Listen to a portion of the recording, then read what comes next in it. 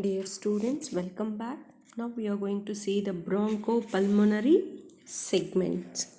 So, as we have seen earlier sessions, each bronchus, so this is the trachea, and each bronchus on entering into the hilum divides into branches, which in turn divide repeatedly in the same manner, and these branches are called as segmental branches. Okay, segmental bronchi, we can call it as segmental bronchi. The bronchus and its divisions are closely accompanied by the pulmonary artery. So we have already seen that pulmonary artery is also entered through the hilum, and each bronchus is closely related to the pulmonary artery, and the branches are also same like this, and the segmental branches are also associated with the branches of pulmonary artery. Okay, so each segmental bronchus and the accompanying division of the pulmonary artery supply a definite part of a lung,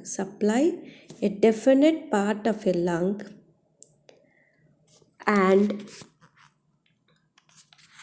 the entire unit, definite part of a lung or the entire unit, is referred as bronchopulmonary segment. Bronchopulmonary segment. Again, we will see the bronchopulmonary segment is defined as each segmental bronchus and the accompanying division of the pulmonary artery supply a definite part of the lung, and the entire unit is referred to as bronchopulmonary segment. Okay, and another definition for these bronchopulmonary segments are: these segments are some of the sectors of the lung, each one of which is aerated by tertiary or segmental bronchus.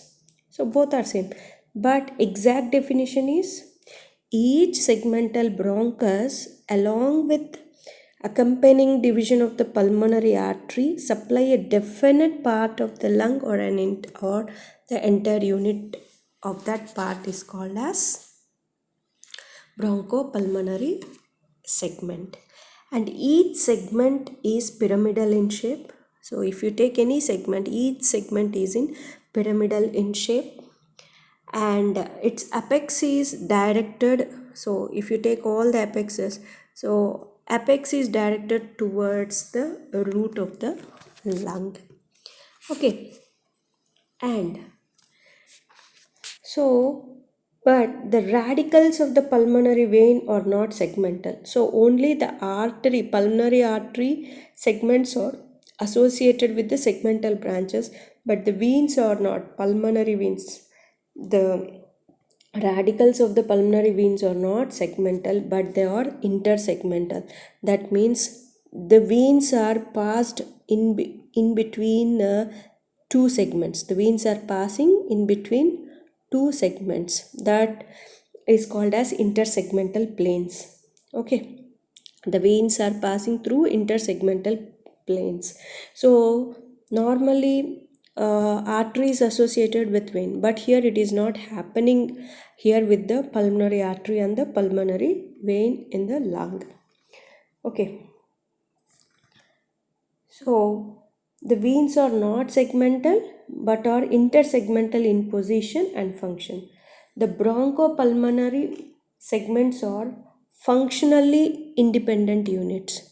The bronchopulmonary segments are functionally independent units. If you take any part of the unit, so each work as individual unit, and each unit is surrounded by a connective tissue which is continuous with the visceral pleura. Okay, now Now coming to the right side, so this is the right side. So this is the right side anterolateral part, and this one is the medial side, mediastinal surface of the right side. This one is left lung, and this the mediastinal surface of the left lung.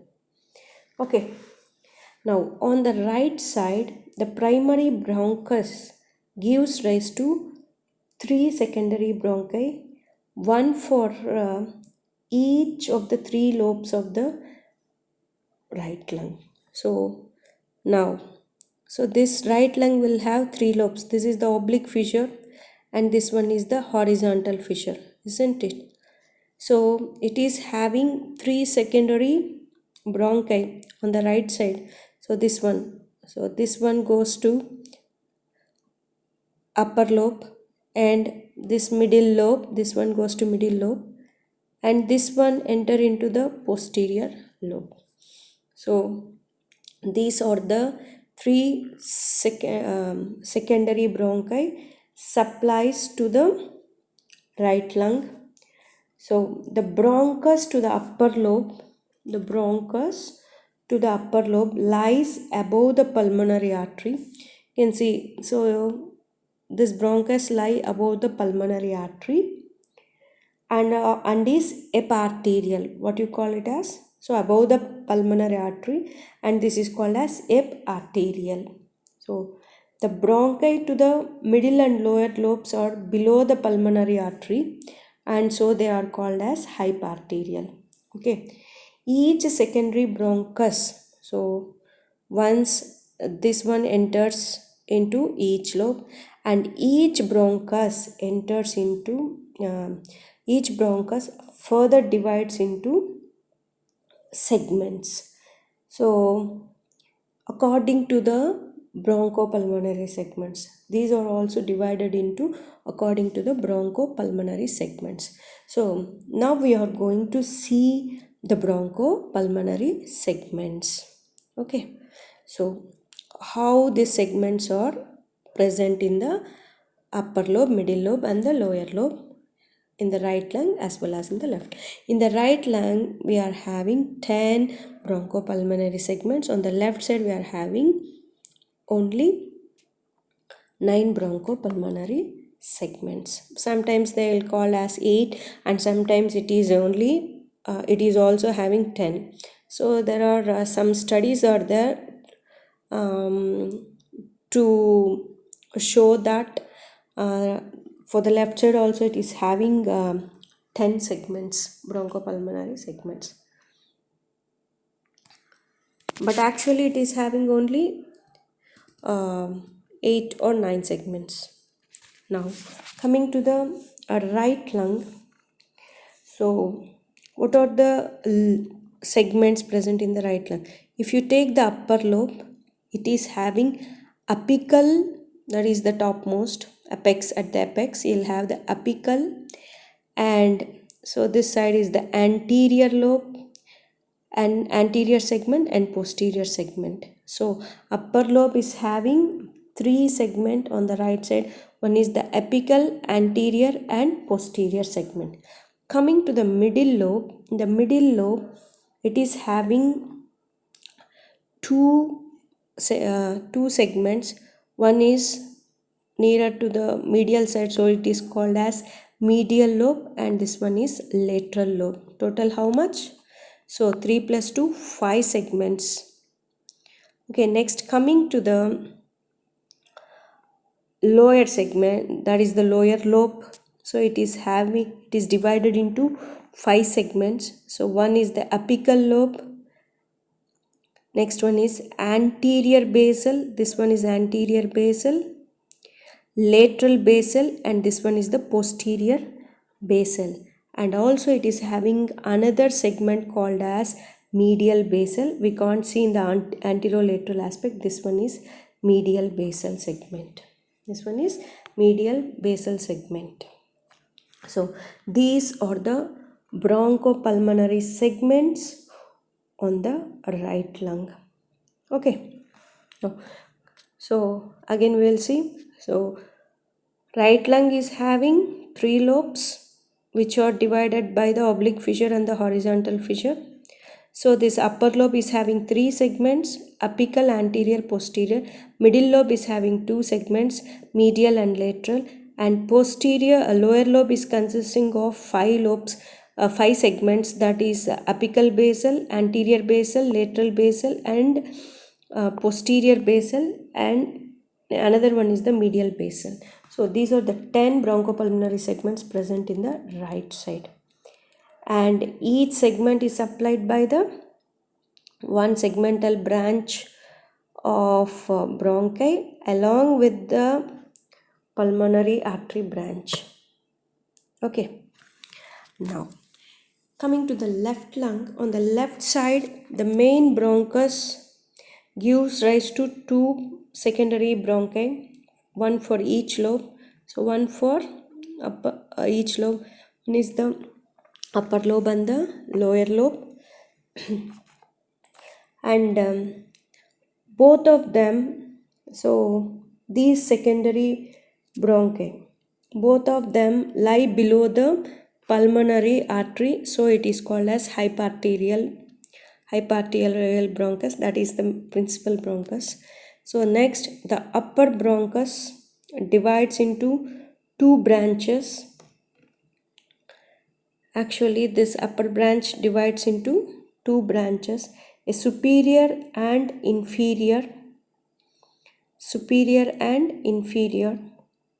The superior division gives rise to 2 segmental branches.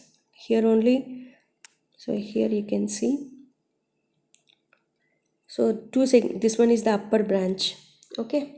So this upper branch divides into superior division and inferior division. This superior division gives rise to 2 segmental branches. One is called as apicoposterior and anterior. Apicoposterior and anterior. Whereas the lower inferior branch gives superior lingular and inferior lingular, which is related to the lingular part of the left lobe. Now you can see the branches. So here this one is apical. So on the right side we are having a very clear cut divisions of apical and the posterior divisions. Here the apicoposterior is a single segment. Okay, and this one is anterior. So the upper 2 segments supplies these 2 segments.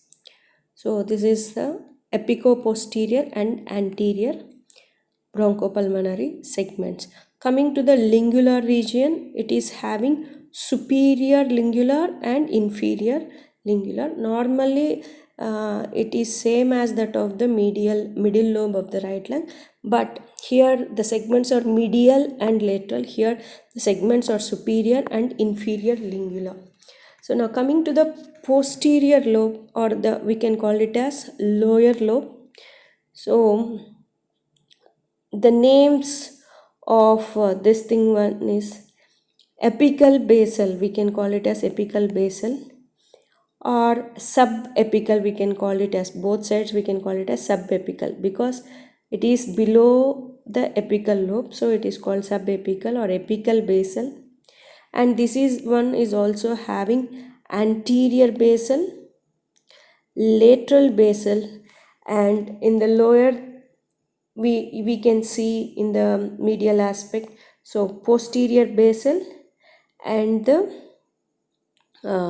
anterior basal we can see in this lower level. So these are the segments. So at the lower level also it is having how many segments? 4 segments.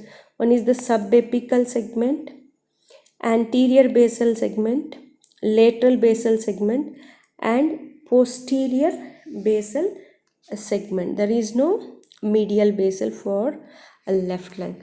So because of this, these segments are called as, how many segments? Total 8 segments are present.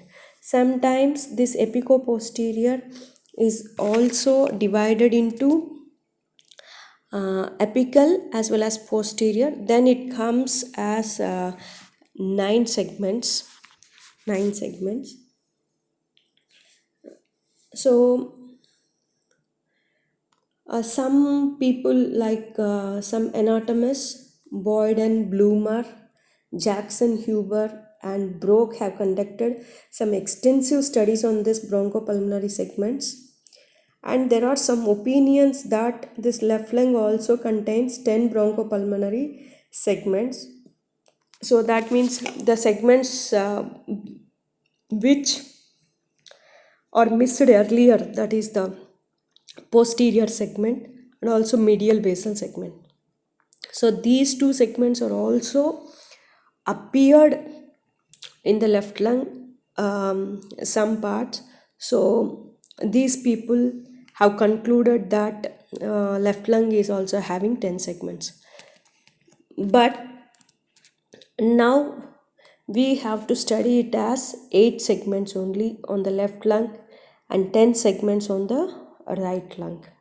Okay, so here apicoposterior, and here on the lower lobe only 4 segments of bronchopulmonary segments are present. On the right side it is having 5, on the lower lobe 5 bronchopulmonary segments are present, and the upper lobe it is having 3 segments. Here only 2 segments in the upper lobe.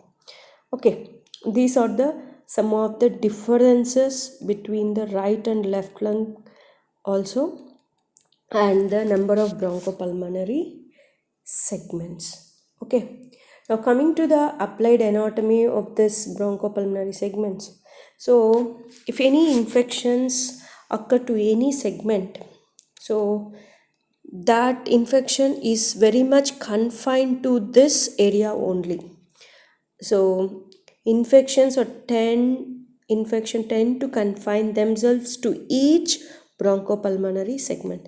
But in the case of TB and malignant diseases, in such a case what will happen, they will break this connective tissue, so and break through this septa, inter segmental septa, and spread to the adjacent segments in the case of TB and any malignant diseases. Okay, and the pulmonary veins are not associated with the pulmonary arteries. So these pulmonary veins, I have told that they are present intersegmental. Okay, so these segments are called as bronchopulmonary segments but not bronchovascular segment because vein is absent. So these segments are called as only bronchopulmonary segment, not bronchovascular segment. And a knowledge of bronchopulmonary segments is necessary for proper interpretation of the bronchogram and also for deciding suitable positions to be adapted by the patient for the postural drainage of the infected lung, and also doing bronchoscopy. So whenever there is any infections, we have to drain the mucus which are present in the segments. So for that segment we have to position the person to drain the all this mucus and all and infected pus and all. So that kind of draining of such infectious fluids are called as postural drainage. So this is a very big topic in cardiothoracic physiotherapy, that is the postural drainage. So for that you should know properly about these bronchopulmonary segments where this exactly lies. That means, so if you take the right lung, some apical part is infected, then you should identify that, oh yes, this is the right lobe, right lung, and right lung it is having an upper lobe is having 3 lobes. One is the apical, anterior and posterior. So this is the position apical. How to drain this a segment, for that a position is present. So like that you have to analyze to drain the those infectious fluids. infected lung fluids and all. Okay. And bronchoscopy. So how this structures are present, like endoscopy, they will send a tube. So for that also you should know the ways and this segmental roots and all. Okay. If a segment is damaged by a disease process, so if any segment is damaged by a disease process, it is possible to do segmental resection. So that means um, you can stop the infection from this segment to the other segment by ligating the corresponding segmental bronchus. So that bronchus should be tied up, and then that fluids and those things are not infected to the other segments. And also the division of the pulmonary artery. So like that, this is all about this applied anatomy of the bronchopulmonary segments. Okay, so bronchoscopy. So what do you mean by bronchoscopy? Means visualizing the interior of the bronchi through an instrument passed through the mouth and trachea. So that instrument is called as bronchoscope, and the procedure is called as bronchoscopy. Okay. And also knowledge of detailed anatomy of the bronchial tree helps in the surgical removal of a segment, and also the drainage of the infections, and also the and also it is used for bronchoscopy. Okay, so these are all about the applied anatomy of bronchopulmonary segments. Okay, and for understanding of each bronchopulmonary segments, how this veins and arteries are related to this bronchopulmonary segment, we will see in the next video. Thank you.